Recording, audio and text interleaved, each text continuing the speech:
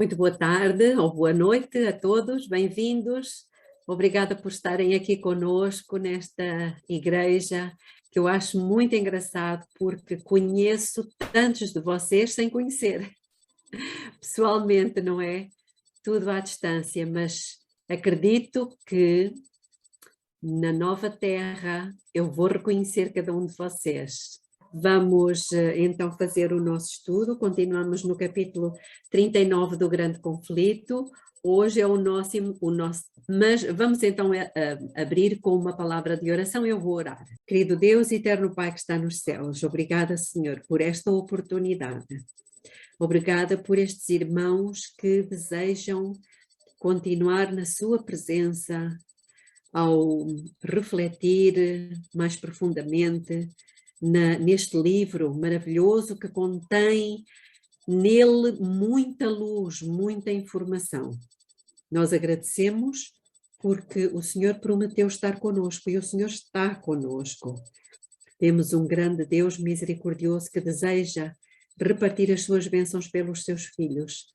E nós desejamos, Senhor, ser filhos dispostos a ouvir, discípulos atentos, e por isso suplicamos que o seu Santo Espírito seja o nosso mestre, em nome e por amor de Jesus. Amém.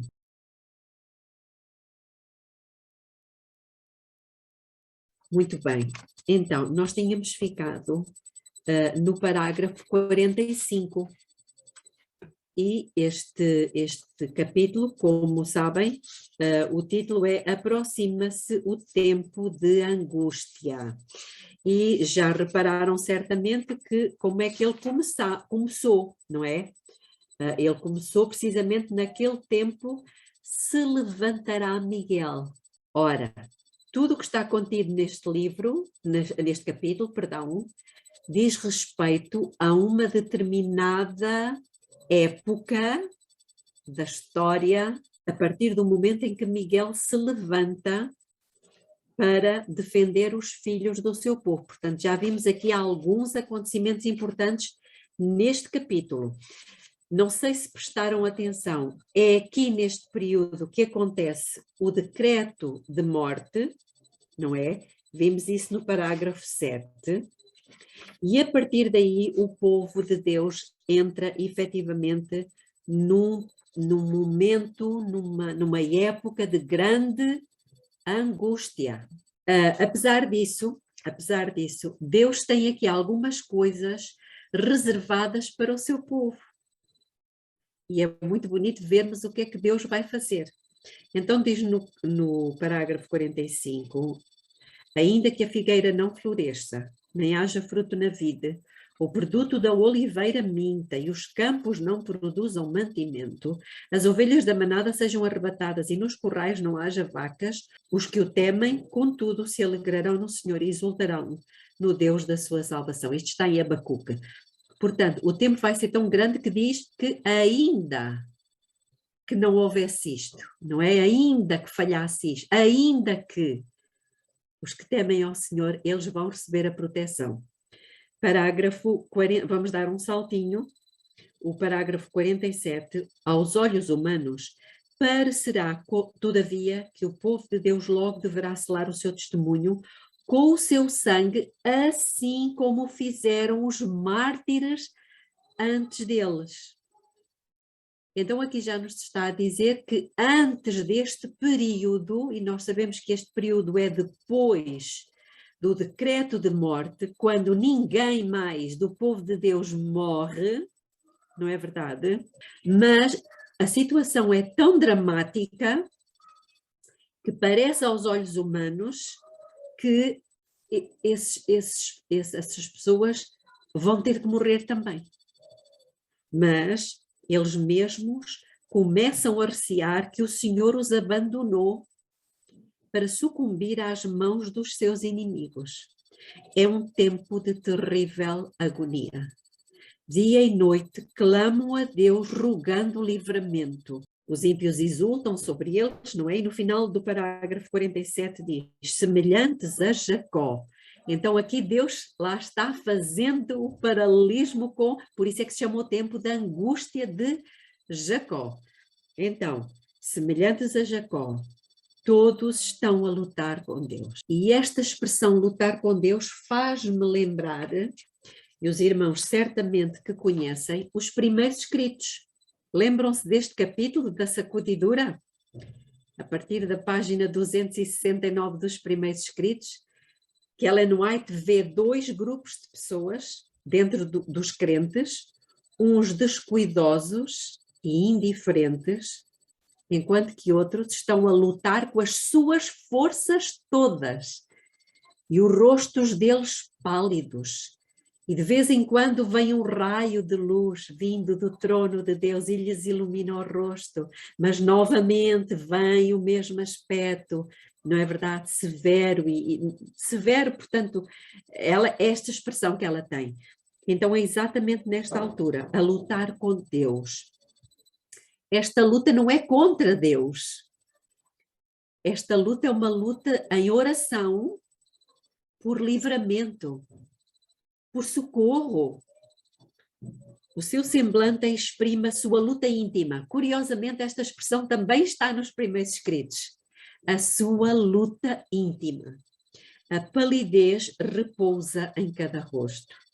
Não cessam, porém, de orar fervorosamente. Agora, por que é que angústia e ouvido as suas orações?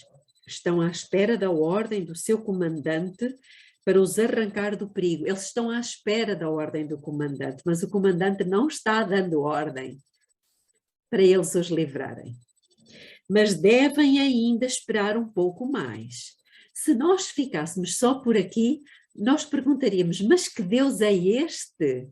Não é? Parece que tem prazer em ver a agonia dos seus filhos. Mas ela continua, o povo de Deus deve beber o cálice e ser batizado com o batismo. Lembram-se que esta é uma expressão que Jesus também teve. E continua, a própria demora para eles, tão penosa, é a melhor resposta às suas petições. Eu faço uma pausa. Como é que isto é possível?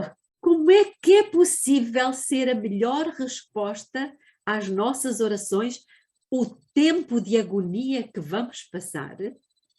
E ela continua, esforçando-se por esperar confiantemente que o Senhor opere, são levados, aqui é que está, são levados a exercitar a fé, esperança e paciência que muito pouco foram exercitadas durante a sua experiência religiosa. Entendemos o que é que está aqui, irmãos? Por que é que Deus permite isso? Então talvez faríamos bem hoje em exercitar a fé, a esperança e a paciência, para que depois não nos seja tão doloroso. A única coisa que Deus espera de nós realmente é isto, é confiança na sua palavra, fé, não é? Esperança e paciência, porque nós somos naturalmente impacientes, queremos as coisas todas para já. Eu não sei se os irmãos prestaram atenção no trimensário, na lição do trimestre passado, no dia 12 de setembro, falando, o título é O Morrer Vem Antes do Conhecer a Vontade de Deus. A última frase desse dia, do dia 12 de setembro, diz: a nossa experiência pessoal de crucifixão proporciona-nos, portanto, de crucifixão não está a falar física, não é? Portanto, está a falar a crucifixão do eu. Proporciona-nos a oportunidade de começarmos a conhecê-lo como? Na comunhão do seu sofrimento. Ora, se a Bíblia diz em João 17,3 que a vida eterna é esta, que te conheçam a ti, o único Deus verdadeiro, e a Jesus Cristo, a quem enviaste, se a vida eterna é conhecê-lo, nós normalmente só queremos conhecê-lo em que circunstâncias? Boas. Mas não é isso que diz aqui. O que diz aqui é que a nossa experiência pessoal de crucifixão proporciona-nos a oportunidade de começarmos a conhecê-lo na comunhão do seu sofrimento. Ou seja, é quando estamos em grande aflição, em grande sofrimento, que nós melhor conheceremos Jesus Cristo. Isto é alguma coisa assim que o ser humano não gosta, não é? Porquê? Porque é nestas alturas que nós podemos ter a mesma experiência que Jesus teve, ou seja, de nos agarrarmos àquilo a que Jesus se agarrou também. E a que é que ele se agarrou para suportar o sofrimento? Às promessas. Às promessas. E permanecermos nele, ainda sofrendo, mas espera no Senhor. Não é o que diz o Salmo? Espera no Senhor. Ok, então é exatamente isso que o Senhor nos está a dizer hoje, por isso talvez faríamos bem em exercitar, não é? Como diz aqui o grande conflito, exercitar a nossa experiência de fé, esperança e paciência. Contudo, por amor dos escolhidos, o tempo da angústia será abreviado. Aqui não diz que poderá ser. Aqui, porque lá em Mateus 24 diz que se esses dias não fossem abreviados, mas aqui temos a garantia de que sim, eles vão ser abreviados. E Deus não fará justiça aos seus escolhidos que clamam a Ele de dia e de noite. Quando é que isto vai se cumprir? Precisamente no tempo da angústia de Jacó, que nós clamaremos ao Senhor de dia e de noite. Digo-vos que depressa lhes fará justiça. O fim virá mais rapidamente do que os homens esperam. O trigo será colhido e atado em molhos para o celeiro de Deus. O joio será atado em feixes para os fogos da destruição. Parágrafo 49. As sentinelas celestiais, fiéis ao seu encargo, continuam com a sua vigilância. Quem são? Os anjos. Os anjos.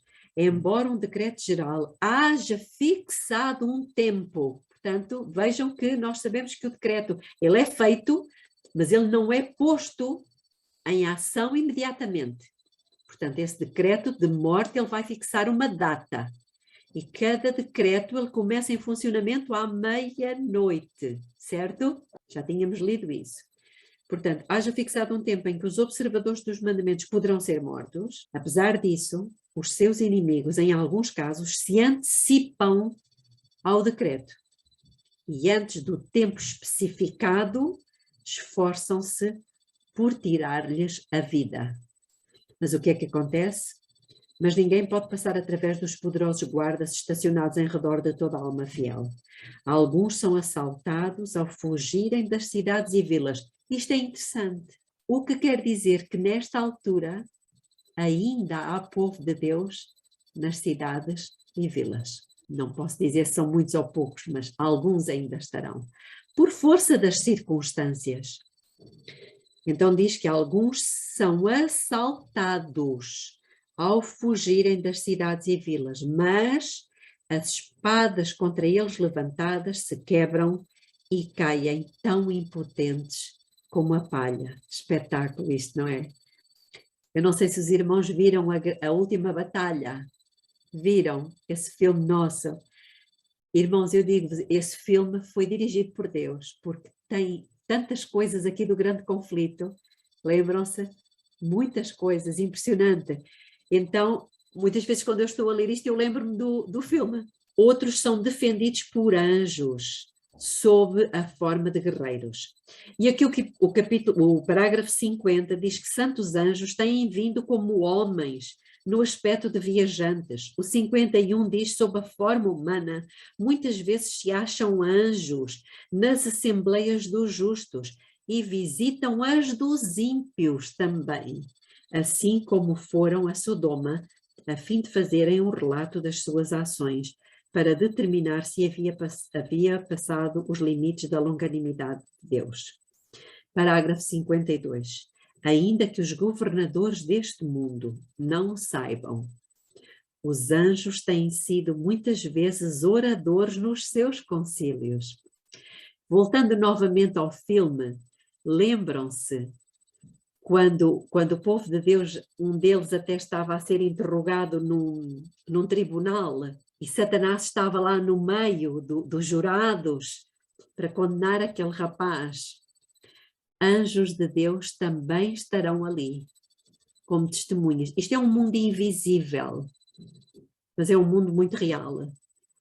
E nós precisamos de aprender a ver com os olhos da fé esses seres que estarão ao nosso lado. Porquê? Porque Deus prometeu: eu nunca te deixarei, nunca jamais te abandonarei, eu estou contigo, tu és da minha família, tu és co-herdeiro do meu filho.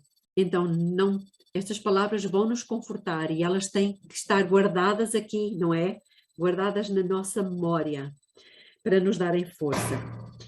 Mais à frente diz: nos recintos dos concílios e nas cortes de justiça, estes mensageiros celestiais têm revelado um conhecimento particularizado da história humana. Demonstraram ser mais capazes de defender a causa dos opressos do que os advogados mais hábeis e eloquentes. Frustraram propósitos e impediram males que teriam grandemente retardado a obra de Deus, ocasionando grande sofrimento ao seu povo. Na hora de perigo e angústia, o anjo do Senhor acampa-se ao redor dos que o temem e os livra. Parágrafo 53. Com ardente anseio, o povo de Deus aguarda os sinais do seu rei vindouro. Irmãos, isto é muito importante, os sinais. O capítulo seguinte, que é o capítulo 40, ele vai falar, há 7 sinais que vão acontecer e que mostram ao povo de Deus que Jesus está mesmo a voltar. Então, é importante conhecermos estas coisas. Porquê? Porque quando começarmos a ver esses sinais, isso é uma força para nós, é uma motivação para nós. Aliás, o capítulo seguinte, o capítulo 40, ele contém um segredo, não é? É um segredo, e eu vou ter que vos revelar este segredo. Aqui ninguém nos está a ouvir. Ok. Sim, eu vou contar, sim, claro. Eu sei que vocês vão estar curiosos, não é? Olha a paciência. Sim. Olha a paciência, toca a exercitar, muito bem. Ok, então vamos avançar a ver se nós ainda temos tempo. Eu tenho dúvidas que hoje nós consigamos fazer isso, mas vamos tentar. Parágrafo 54.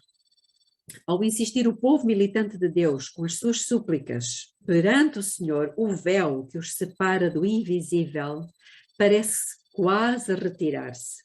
Os céus incendem com um raiar do dia eterno, e qual melodia de cânticos angelicais soam ao ouvir as palavras: permanecei firmes em vossa fidelidade, o auxílio vem. Isto vai nos ajudar bastante, não vai? Vai nos ajudar. Cristo, o Todo-Poderoso Vencedor, oferece aos seus soldados cansados imarcessível coroa de glória, e vem a sua voz das portas entreabertas: eis que eu estou convosco. Não temais, conheço todas as vossas angústias, suportei os vossos pesares, não estáis a lutar contra inimigos que ainda não foram provados.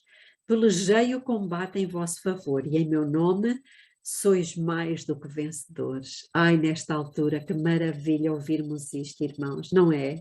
Amém. 55. O precioso Salvador enviará auxílio exatamente quando dele necessitarmos.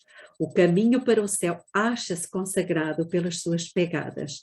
Cada espinho que fere os nossos pés feriu os seus. Cada cruz que somos chamados a carregar, ele a carregou antes de nós. O Senhor permite que venham os conflitos a fim de prepararem a alma para a paz. É muito bonito.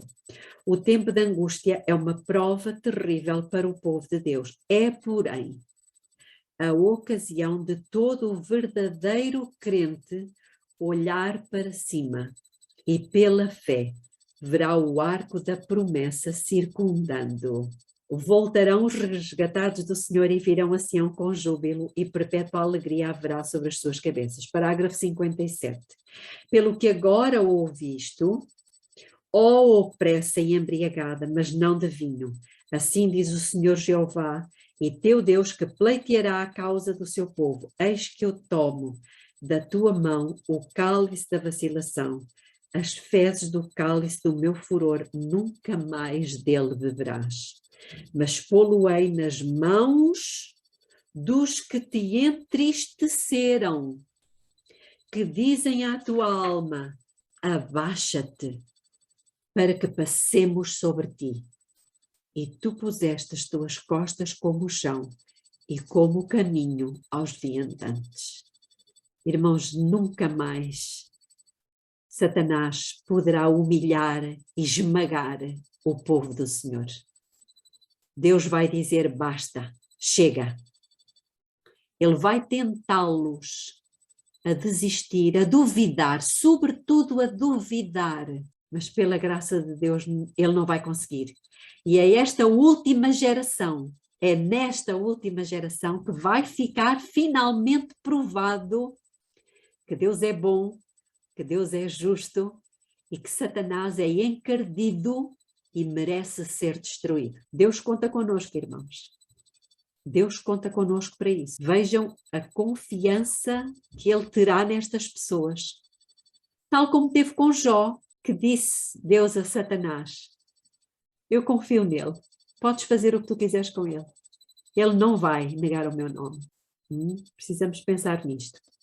E por fim, o último parágrafo, os olhos de Deus, vendo através dos séculos, fixaram-se na crise que o seu povo deve enfrentar quando os poderes terrestres contra ele se dispuserem. Irmãos, nós não vamos ter apoio de ninguém.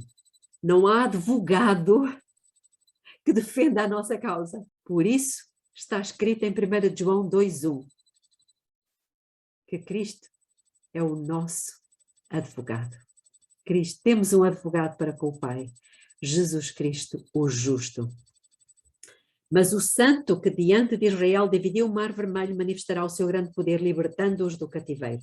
Eles serão meus, diz o Senhor dos Exércitos, naquele dia que farei, serão para mim particular tesouro, poupá-los-ei como o homem poupa seu filho que o serve. Se o sangue das fiéis testemunhas de Cristo fosse derramado nessa ocasião, não seria como o sangue dos mártires, qual semente lançada a fim de produzir uma messe para Deus. A sua fidelidade não seria testemunho para convencer outros da verdade, pois que o coração endurecido rebateu as ondas da misericórdia até não mais voltarem. Se os justos fossem agora abandonados para caírem como presa dos seus inimigos, seria um triunfo para o príncipe das trevas. Diz o salmista, no dia da adversidade me esconderá no seu pavilhão, no oculto do seu tabernáculo me esconderá. Mas, irmãos, esta experiência nós precisamos começar a tê-la hoje, porque nesta altura vai ser o teste. Agora são os treinos. Então, bora lá treinar todos os dias, não nos deixando abater, mas buscando as promessas do Senhor. Cada dia, o Senhor é meu pastor, nada me faltará. Eu nunca, jamais te abandonarei, nunca te deixarei. Não temas porque eu sou contigo. Tu és co-herdeiro, tens uma herança à tua espera. Estou apenas a citar algumas promessas que elas têm que ser a nossa força, irmãos. Nós precisamos, eu preciso de aprender a viver pela palavra. Viver pela palavra. Não é que eu veja, aliás, na lição da Escola Sabatina desta semana, lembram-se, nós trabalhámos um bocadinho esta questão, não é verdade? Como é que entrou o pecado? Como é que ele teve predomínio? Não foi os sentidos da Eva? Ela deixou-se ir pelos sentidos, ela viu que a árvore era boa. Como é que ela viu que a árvore era boa se ela nunca tinha provado da árvore? Porque ela viu a serpente comer do fruto e não morrer. Então, irmãos, os sentidos podem nos enganar? Ah, sim, completamente. O que é que não nos engana? Está escrito. Está escrito. Eu não vejo, eu não sinto, não me parece que Deus esteja comigo, mas Ele falou que estaria até ao fim. Aprender a viver pela palavra não é coisa simples, mas é alguma coisa que Deus nos está neste momento a chamar para ter essa experiência. No final deste parágrafo e do capítulo 39 diz: no dia da adversidade me esconderá no seu pavilhão, no oculto do seu tabernáculo me esconderá. Cristo falou: vai, pois, povo meu, entra nos teus quartos e fecha as tuas portas sobre ti. Esconde-te só por um momento até que passe a ira. Porque eis que o Senhor sairá do seu lugar para castigar os moradores da terra por causa da sua iniquidade. Glorioso será o livramento dos que pacientemente esperaram pela sua vinda e cujos nomes estão escritos no livro da vida. Então reparam que o capítulo 39 termina como ele começou. Como é que ele começou?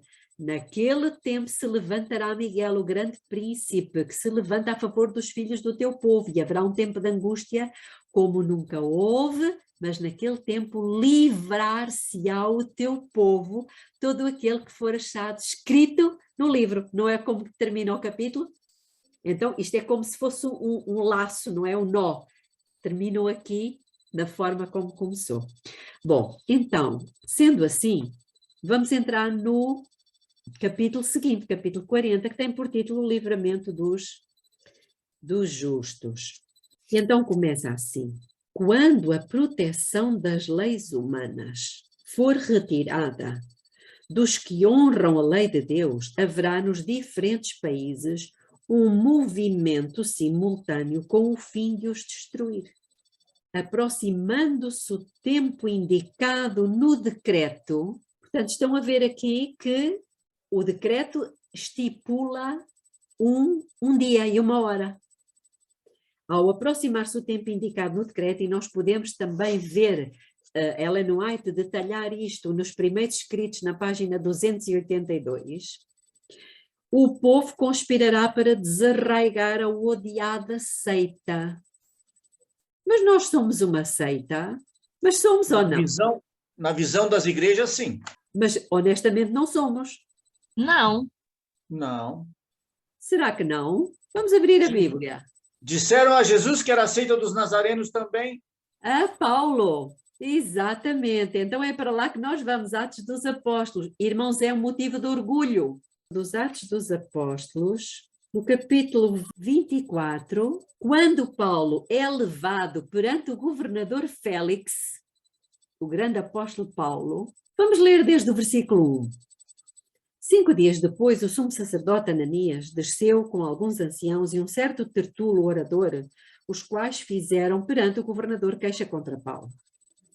Portanto, nós também vamos passar por esta situação, não é? Vão fazer queixa de nós, porque nós vamos ser tidos como promotores de sedições, pessoas que não querem o bem do planeta, não querem o bem comum, percebem? Não nos vão ver como pessoas muito obedientes à lei de Deus. Não, não tem nada a ver com isto.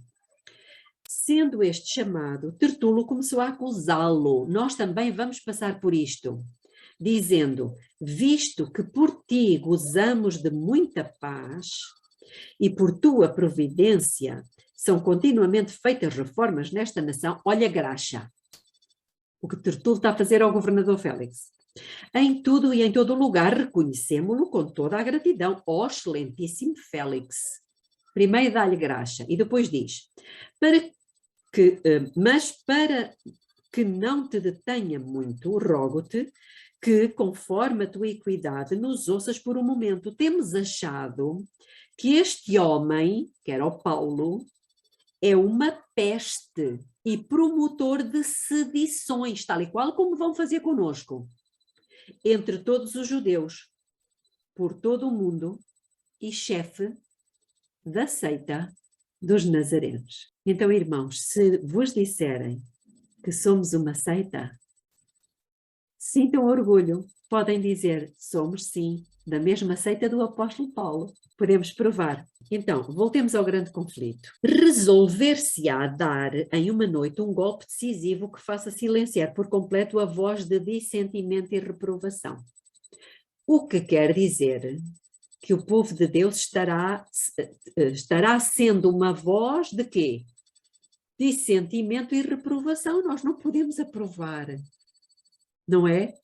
A forma como estão as leis que estão sendo feitas e as decisões que estão sendo tomadas.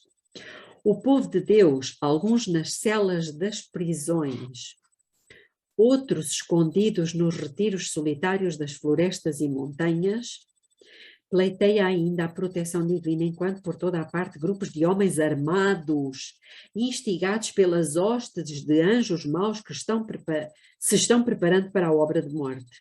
É então, na hora de maior aperto, que o Deus de Israel intervirá para o livramento dos seus escolhidos. Diz o Senhor, um cântico haverá entre vós, como na noite em que se celebra uma festa, e alegria do coração, como daquele que sai tocando pífaro, para vir ao monte do Senhor, ó rocha de Israel. E o Senhor fará ouvir a glória da sua voz, e fará ver o abaixamento do seu braço com indignação de ira, e a labareda do seu fogo consumidor, e raios de dilúvio e pedras de saraiva. Com brados de triunfo, zombaria e imprecação, multidões de homens maus estão prestes a cair sobre a presa. Multidões. Como é que Apocalipse descreve multidões? O que é que são multidões? É o mar, não é? Águas. Águas. Isso. E o que é que nós vemos lá em Apocalipse? Onde é que se senta a prostituta? Sobre muitas Águas. águas. Então, irmãos, o que é que são estas águas? São estas multidões. A prostituta está sentada sobre multidões, ou seja, ela está dominando, está controlando, está dirigindo o quê? Precisamente estas multidões de homens maus prestes a cair sobre a presa. Quando, portanto, aqui nós podemos ver o cumprimento, por outras palavras, mas daquilo que Apocalipse descreve. Aliás, que já tinha acontecido no passado, durante o período de um tempo e metade de um tempo, que são 3 anos e meio. Há quem diga, fazendo aqui um parênteses, que o mundo de pecado não aguenta um servo santificado mais do que 3 anos e meio. Percebem o que é que está aqui? O mundo de pecado não consegue suportar uma pessoa santificada mais do que 3 anos e meio. Não foi isso que aconteceu com Cristo? Não foi isso que aconteceu na Idade Média, 3 anos e meio proféticos? A perseguição, precisamente porque o mundo não consegue suportar este tipo de pessoas. E eu acredito que no fim nós vamos ter também essa experiência de alguma forma. Portanto, multidões de homens maus estão prestes a cair sobre a presa quando eis um denso negror, mais intenso do que as trevas da noite, cai sobre a terra. Isto é um primeiro sinal. Há 7. Os irmãos vão descobrir os outros. Então, o arco-íris, resplandecendo com a glória do trono de Deus, atravessa os céus. Não é estranho um arco-íris no negror? Quem vai conseguir ver um arco-íris de noite? Este é o segundo sinal. Atravessa os céus e parece cercar cada um dos grupos em oração. Então, como é que está o povo de Deus nessa altura? Orando, clamando de dia e de noite. As multidões iradas, ou seja, as tais águas, subitamente se detêm. Silenciam os seus gritos de mofa, e esquecido o objeto da sua ira sanguinária. Quem é o objeto da sua ira sanguinária? O povo de Deus. Exatamente. Com terríveis pressentimentos, contemplam o símbolo da aliança de Deus, anelando pôr-se ao amparo do seu fulgor insuperável. É ouvida pelo povo de Deus uma voz clara e melodiosa dizendo: olhai para cima. E levantando os olhos para o céu, contemplam o arco da promessa. Terceiro sinal. A voz de Deus é a terceira. Exatamente. As nuvens negras ameaçadoras que cobriam o firmamento fendem-se e, como Estevão, olham fixamente para o céu e veem a glória de Deus e o Filho do Homem sentado sobre o seu trono. A glória de Deus é outro. Exatamente.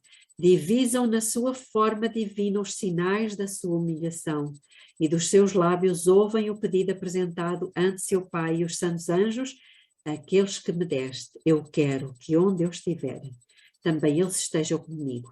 Novamente se ouve uma voz melodiosa e triunfante dizendo: eles vêm, eles vêm. Quem é que diz isto?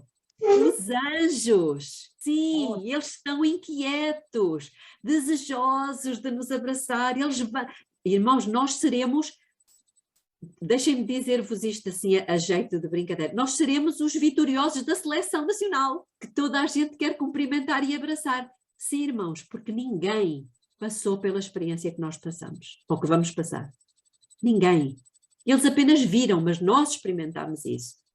Então eles vêm, santos, inocentes e incontaminados, guardaram a palavra da minha paciência, andarão entre os anjos.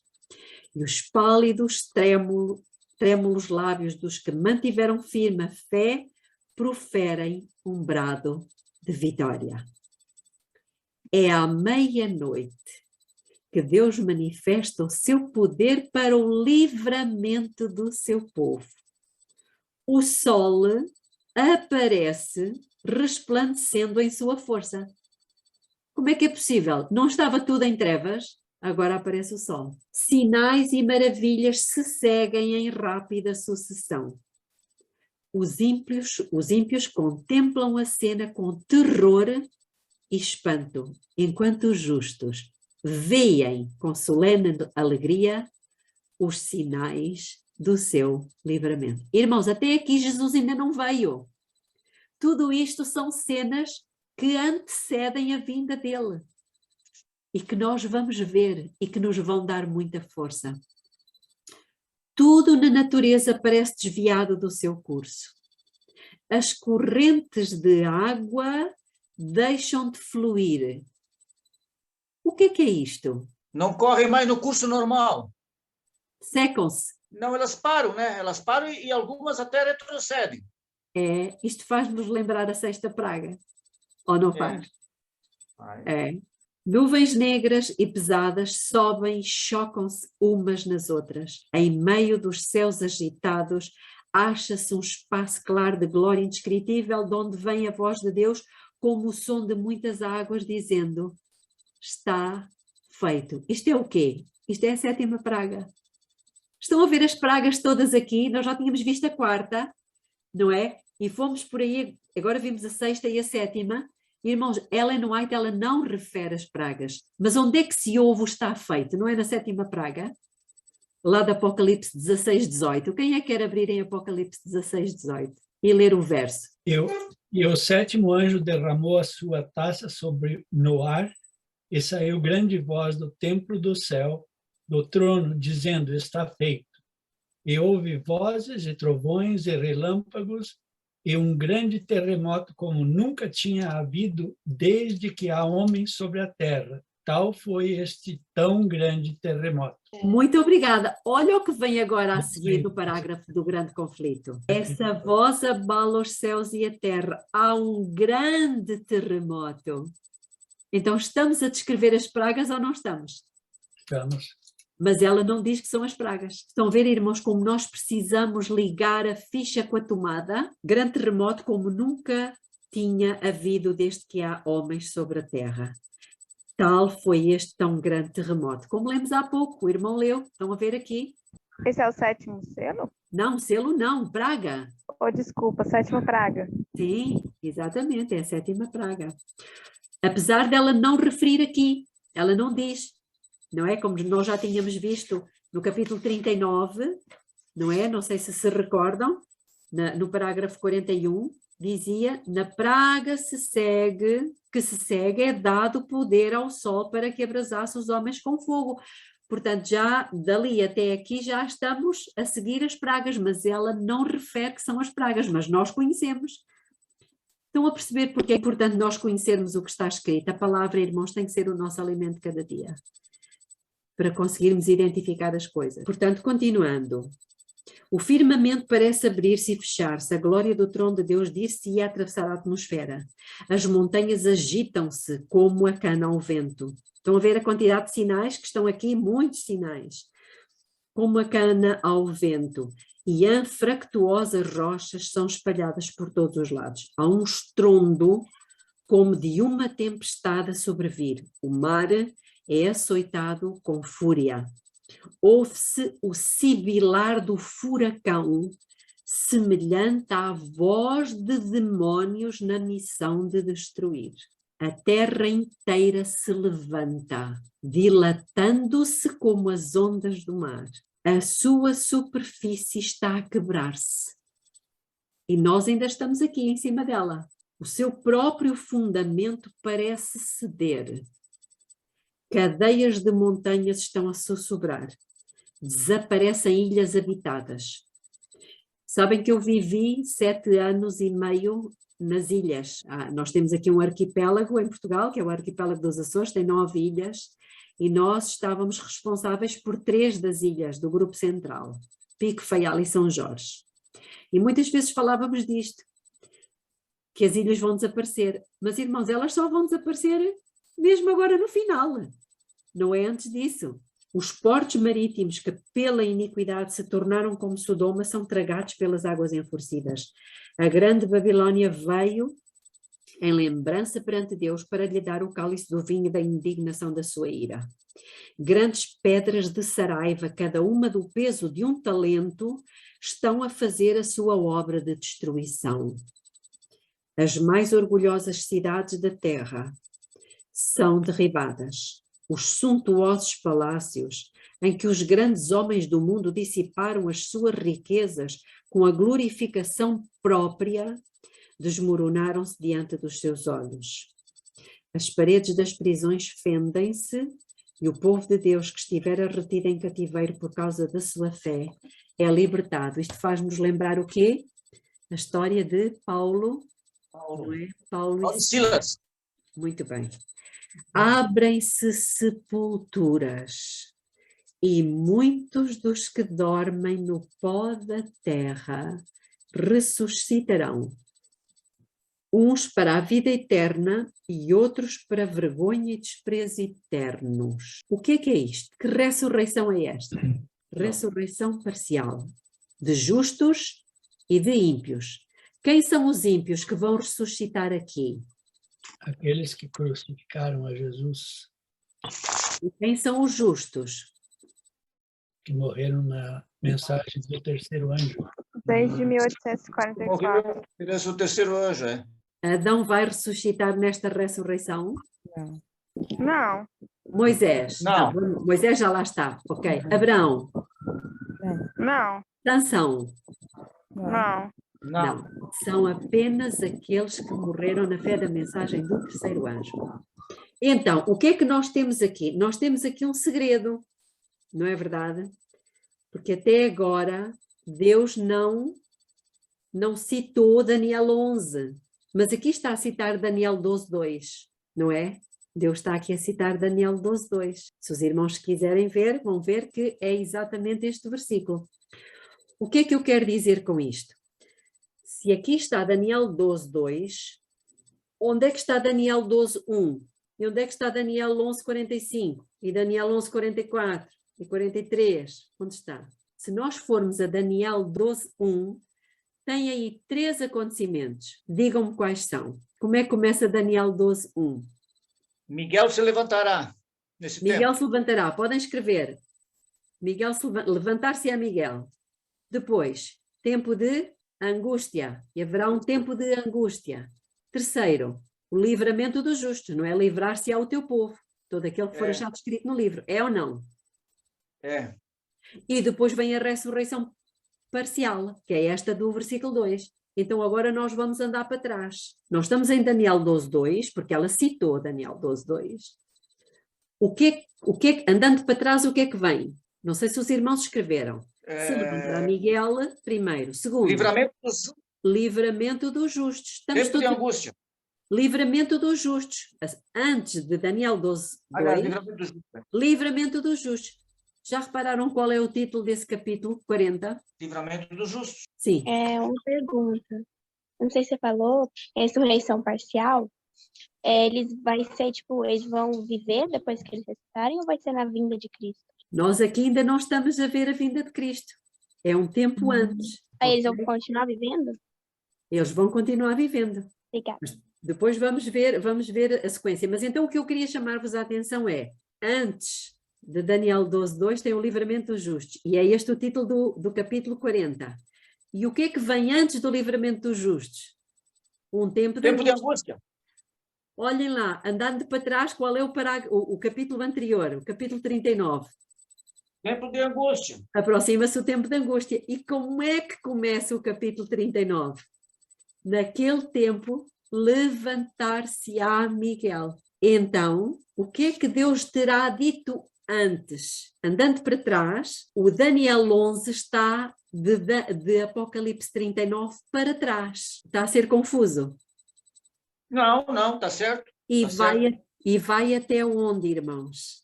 Vai até Daniel 11:40. E nós já estudámos aqui as profecias de Daniel, lembram-se? O que é que Sim. diz em Daniel 11:40? No tempo do fim, quando é que começou o tempo do fim? 1798. 1998, é. Ou seja, quando o rei do norte leva um golpe tremendo pelo rei do sul, ou seja, na Revolução Francesa. O que quer dizer que no grande conflito, desde o capítulo 15 da Revolução Francesa até o capítulo 39, nós temos a descrição detalhada de quê? De Daniel 11. Percebem? Quais são os capítulos? Você pode repetir, por favor? Do grande conflito? Sim, sim. Do grande conflito é a partir do capítulo 15, que é a Revolução Francesa. Que se refere a Daniel 11, é isso? Se refere a Daniel 11:40. Agora, gostava de vos ler, portanto, ela não cita Daniel 11, eu já tinha falado aqui convosco isso, não é? Foi só, porque nós começámos a ler o grande conflito a partir do capítulo 15, lembram-se, precisamente para podermos ver a descrição de todas as cenas que estão contidas em Daniel capítulo 11. Algumas vão se repetir e outras são pela primeira vez, irão acontecer pela primeira vez. Agora, e já estamos a passar do nosso tempo, mas eu queria ler-vos aqui uma citação de uma meditação matinal, Maranata, do dia, salvo erro, 18 de maio. E diz o seguinte: ao mesmo tempo, a anarquia procura varrer todas as leis, não somente as divinas, mas também as humanas. A centralização da riqueza e poder. Eu pergunto, nós hoje estamos a ver isto, a centralização da riqueza e do poder? Sem dúvida. Vastas coligações para enriquecerem os poucos que nelas tomam parte. Estamos a ver isto? Estamos. Às expensas de muitos. As combinações entre as classes pobres para a defesa dos seus interesses e reclamos. O que é que são estas combinações entre as classes pobres para a defesa dos seus interesses? Isto é o quê? Sindicatos. O espírito de desassossego, tumulto e matança. Estamos a ver isto em vários países, irmãos. Então, no Chile, uma coisa impressionante. A disseminação mundial dos mesmos, escutem isto, a disseminação mundial dos mesmos ensinos. Ensinos têm a ver com educação. Educação. Que ocasionaram a Revolução Francesa, tudo propende a envolver o mundo inteiro em uma luta semelhante àquela que convulsionou a França. O que é que ela nos está a dizer aqui? Que as cenas que nós vimos descritas no grande conflito na Revolução Francesa vão se repetir. Vão se repetir. Tudo se repete, né, Belinha? Tudo se repete. Tudo repete. E nós já estamos a ver isto encaminhar-se para lá. Já está. Aqui no Brasil, já está. Pois é. Então, vamos ficar por aqui, o nosso tempo já passou. Para a semana, se Deus quiser, vamos continuar a ver os sinais, porque a voz de Deus, nesta altura aqui, ainda não se ouviu. Ela ainda se vai ouvir, dizendo o dia e a hora da vinda de Jesus. Portanto, tudo o que nós lemos, Isabel, tudo o que nós lemos até agora, destes sinais todos, tudo isto são sinais que mostram aos escolhidos, ao remanescente, que Jesus está para voltar, mas ele ainda não voltou aqui. Percebem? Ok, vamos orar então. Querido Deus e Pai que está nos céus, agradecemos, Senhor, por, de uma forma tão misericordiosa e detalhada, o Senhor nos ter deixado ficar todas estas informações. Obrigada porque o Senhor vai sustentar cada um dos seus filhos e nós compreendemos, Pai, que precisamos nesta hora, antes que chegue este tempo de angústia, exercitar a nossa fé, a esperança e a paciência. Que o Senhor nos ajude a fazer parte destes treinos com alegria, para que quando chegar a essa altura, nós estejamos mais capacitados. Dê-nos o seu Espírito, Amém. abençoe cada uma das famílias aqui representadas, os seus familiares, e conceda-nos o mesmo sentimento que havia no coração de Jesus. É o que lhe pedimos em seu santo nome. Amém.